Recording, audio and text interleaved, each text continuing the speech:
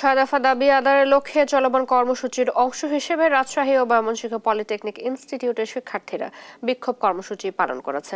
রোববার বেলা 11টা থেকে রাজশাহী পলিটেকনিক ইনস্টিটিউটের প্রশাসন ভবনের সামনে জড়ো হয় শিক্ষার্থীরা। এরপর বিক্ষোভ মিছিল নিয়ে পুরো ক্যাম্পাস প্রদক্ষিণ শেষে প্রশাসন ভবনের সামনে সমাবেশ করা হয়।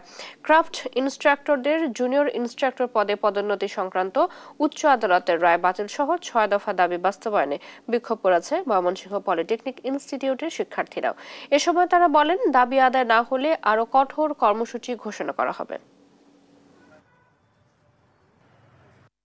যৌক্তিক দাবিগুলো না পাই আমরা আমাদের অধিকার ছিনিয়ে নিব। যা অধিকার ছিনিয়ে নেওয়ার জন্য যা করতে হয় সবকিছু আমরা করব। আমাদের কোনো আশাস্বরূপ রূপরেখা না পাই তাহলে আমরা আবারও রাস্তায় নামতে বাধ্য হব এবং আমাদের ধৈর্যের যথেষ্ট পরিমাণ আমরা পরীক্ষা দিয়েছি, আর আমরা ধৈর্যের পরীক্ষা দিতে পারতেছি না।